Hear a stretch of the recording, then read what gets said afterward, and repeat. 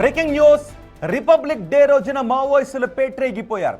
ఛత్తీస్గఢ్ బీజాపూర్ జిల్లాలో భారీ పేలుళ్లతో కలకలాన్ని సృష్టించారు. మావోయిస్టులు అమర్చిన ఐఈడీ పేలి 11 మంది భద్రతా సిబ్బంది తీవ్రంగా గాయపడ్డారు. కర్రెగుట్ట కొండల అడవులలో ఈ ఘటన చోటు చేసుకుంది. గాయపడిన సిబ్బందిలో 10 మంది డిస్ట్రిక్ట్ రిజర్వ్ గార్డ్స్, ఓ కోబ్రా కమాండో ఉన్నారు. గాయపడిన వారిని రాయ్పూర్లోని ఆసుపత్రికి తరలించారు. పేలుళ్ల తర్వాత భద్రతా బలగాలు అప్రమత్తమయ్యాయి. మావోయిస్టుల కోసం కూంబింగ్ను చేపట్టారు.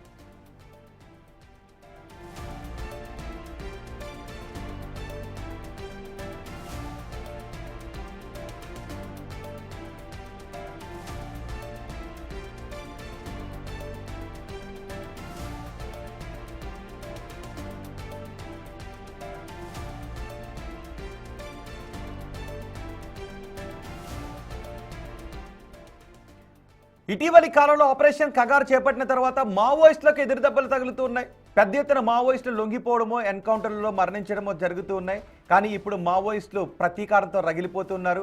అందుకే మావోయిస్టులు భద్రతా బలగాలను లక్ష్యంగా చేసుకుని అమర్చిన బాంబు పేలడంతో, ఐఈడీ బాంబులు పేల్చడంతో భద్రతా బలగాలకు తీవ్రమైన గాయాలయ్యాయి. పూర్తి సమాచారం మా ప్రతినిధి భాస్కర్ అందించడానికి సిద్ధంగా ఉన్నారు. భాస్కర్, ఈ ఘటనకు సంబంధించి మీ దగ్గరున్న సమాచారం ఏంటి? ప్రస్తుతం పేలుడు సంభవించిన ప్రదేశంలో ఎటువంటి దృశ్యాలు ఉన్నాయి? గాయపడ్డ వారి పరిస్థితి ఎలా ఉంది?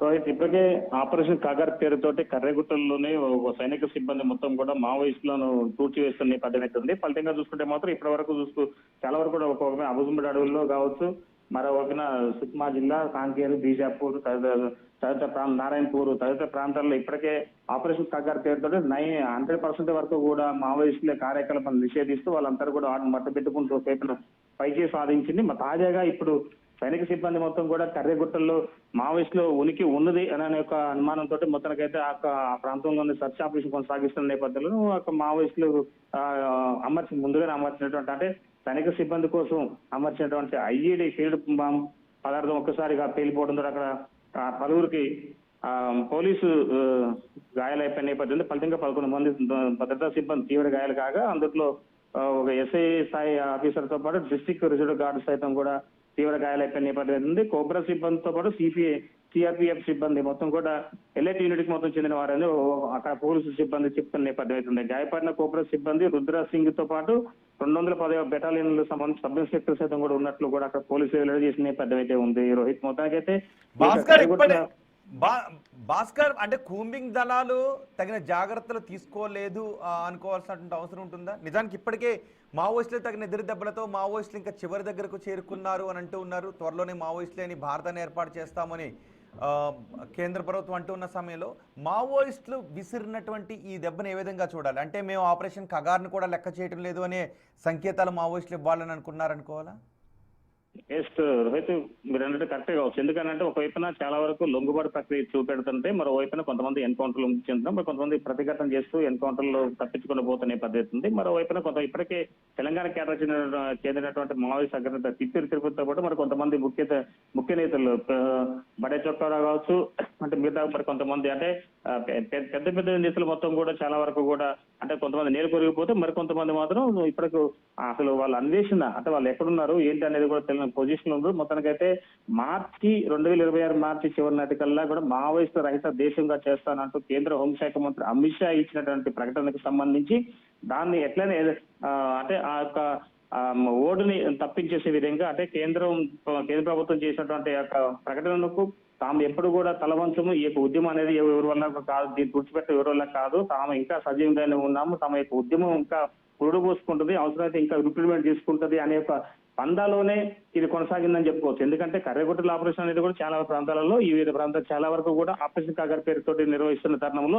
ఆపరేషన్ కాగర్ లో భాగంగా అంటే నక్సలైట్స్ వాళ్ళ యొక్క కార్యకలాపాలు కొనసాగించుకునేటప్పుడు భద్రతా సైనిక సిబ్బంది తమను వెంటాడుతున్నారు, తమకు ఎన్కౌంటర్ చేస్తారు అనే ఒక పక్కాగా సమాచారం నేపథ్యంలోనే ఈ యొక్క ఐఈడీ వేద పదార్థాలు ఎక్కడెక్కడైతే సెర్చ్ ఆపరేషన్ కొనసాగుతూ ఉందో ఆ ప్రాంతంలో మావోయిస్టులు అంటే ఒక తెలివిగానే వీళ్ళు వస్తారు అనే ఒక అంచనా ఉన్న నేపథ్యంలోనే ముందస్తుగానే అక్కడ ఈ ఐఈడీ పేడు పదార్థాలు పెట్టుంటారనేందుకు ఒక అనుమానం వ్యక్తం అవుతుంది. లేదా ఇటీవల కాలంలో కర్రెగుట్టల ప్రాంతంలో కూడా చాలా వరకు కూడా ఎన్కౌంటర్ జరిగిన నేపథ్యం అవుతుంది. ఆ సమయంలో సుమారు ఒక 5 మంది కూడా మావోయిస్టులు అగ్రనేతలు కూడా మట్టుబెట్టారు.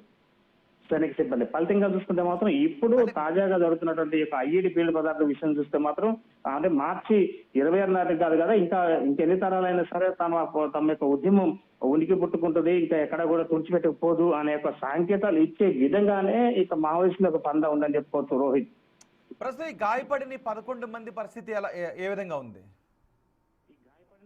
ఈ యొక్క పోలీస్ సిబ్బంది మొత్తాన్ని కూడా మెరుగైన వైద్యం కోసం అయితే రాయ్పూర్ తరలించిన నేపథ్యం అయితే ఉంది రాజేష్. మొత్తానికైతే ఆ డిఆర్జీ సిబ్బంది కావచ్చు, అదే విధంగా కోబ్రా సిబ్బంది కావచ్చు, తర్వాత డిఆర్జీ సిబ్బంది కావచ్చు, సిఆర్పిఎఫ్ సిబ్బంది కావచ్చు, వీళ్ళందరూ కూడా రాయ్పూర్ తరలించారు ప్రత్యేక హెలికాప్టర్ ద్వారా. మొత్తానికైతే అక్కడ నుంచి వాళ్ళ కాళ్ళకు గాయాలు కాక మరి కొంతమంది అంటే చాలా వరకు కూడా అంటే వాళ్ళకు కాళ్ళతో పాటు మరి కొంతమంది చేతులు కూడా ఇరిగిన నేపథ్యం అయితే ఉంది. ఫలితంగా వాళ్ళందరూ కూడా మెరుగైన వైద్యం కోసం అయితే రాయ్పూర్ తరలించారు ప్రత్యేక చాపర్లోనే. అయితే ప్రాణాపాయ స్థితి లేనప్పటికీ మాత్రం ఆ కరిగుట్ట అంటే భద్రతా బలగాలు ప్రయాణిస్తున్న వాహనాన్ని పేల్చేశారా భాస్కర్? సర్చ్ ఆపరేషన్ కొనసాగించే సమయంలోనే ఇది జరిగినట్టుగా అక్కడ మన సైనిక సిబ్బంది వెల్లడి చేస్తున్న నేపథ్యం అవుతుంది. అంటే ఈ ముందస్తుగానే అమర్చినటువంటి ఐఈడి కాబట్టి ఇది 11 మంది భద్రతా సిబ్బందికి గల కారణం అంటే అడవుల్లో వీళ్ళు కొనసాగిస్తున్నటువంటి సెర్చ్ ఆపరేషన్ లో భాగంగానే ఈ ఘటన జరిగిందనేది తెలుస్తున్న నేపథ్యం అవుతుంది. కానీ మొత్తంగా వాళ్ళ వెహికల్ వాహనాల్లో ప్రయాణం చేస్తున్నప్పుడు ఎలాంటి వాళ్ళ మిగతా పేలుడు పదార్థ అంటే బాంబులు కానీ విసర్జన అలాంటిది ఏం లేదు. మొత్తానికైతే కేవలం వాళ్ళు ముందస్తుగానే పెట్టినటువంటి ఆ యొక్క పేలుడు పదార్థం వీళ్ళు ఆ ఏరియా సర్చ్ చేసిన సమయంలో ఒక్కసారిగా పేలటం అంటే ఇదంతా ఒక యాదకృత్యం జరిగిందనుకోవడానికి ఛాన్స్ లేదు. ఎందుకంటే మొత్తానికైతే ఆ ప్రాంతంలో భారీ ఎత్తున కూడా పోలీసులు 2-3 బెటాలియన్గా ఏర్పడి 2-3 అంటే ఆ కర్రగుట్టల సమీపం చాలా వరకు ప్రాంతాల్లో మొత్తం కూడా మావోయిస్టులు ఉన్నారు, ఆ ప్రాంతానికి చేరుకున్నారు, ఆ ప్రాంతంలో వాళ్ళ యొక్క ఉనికి ఉన్నది అనే సమయంలో వాళ్ళకి సమాచారం ఉన్న నేపథ్యంలో ఆ ప్రాంతంలో అంతా కూడా ఒక గ్రూపులుగా ఏర్పడేసి వాళ్ళంతా కూడా అడుగు చుట్టుముట్టుకుంటూ రౌండప్ చేసుకుంటూ మొత్తానికైతే సర్చ్ ఆపరేషన్ కొనసాగిస్తున్న తరుణంలోనే ఈ పేలుడు ఐఈడి బాంబు పేలటం ఇదంతా కూడా యాదకొచ్చు. అంటే ఎప్పుడో పెట్టింది ఇప్పుడు వెళ్ళడం ఛాన్స్ లేదు. వాస్తవంగా ఒకవేళ ఇంతకుముందు పెట్టుంటే ఆ పశువుల కాపర్లు కావచ్చు లేదా ఇతర కొంతమంది మిగతా వాళ్ళు కూడా సైనిక సిబ్బంది కూడా భద్రతా వలయం లాంటి చాలా వాళ్ళకు అత్యంత టెక్నాలజీ తోటి మావోయిస్టుల ఉనికిని వాళ్ళ ఉనికిని పట్టుకుంటూ థర్మల్ ఐడి యొక్క ప్రూఫ్ తోటి వాళ్ళందరూ పట్టుకుంటున్న తరుణంలో కనీసం అడవిలో సర్చికి వెళ్ళేటప్పుడు కూడా ఇలాంటి జాగ్రత్త పాటించుకొని వెళ్తారా అనేది ఒక సందేహం కూడా వ్యక్తం అవుతుంది. ఎందుకంటే సైనిక సిబ్బంది చాలా అత్యాధునిక టెక్నాలజీ తోటి మావోయిస్టుల యొక్క రూపాన్ని వాళ్ళ యొక్క సిగ్నల్స్ ఆధారంగా వాళ్ళ యొక్క జియో థర్మల్ ద్వారా పట్టుకుంటున్న తరుణంలో మరి ఐఈడి అంటే అడవిలోకి సర్చింగ్కి వెళ్ళేటప్పుడు పేలుడు పదార్థాలు ఉంటాయని తెలిసినా కానీ మరి అలాంటి జాగ్రత్తలు చేపట్టుకుంటూ పోతారా అనేది కూడా క్వశ్చన్ మార్క్ ఉంది.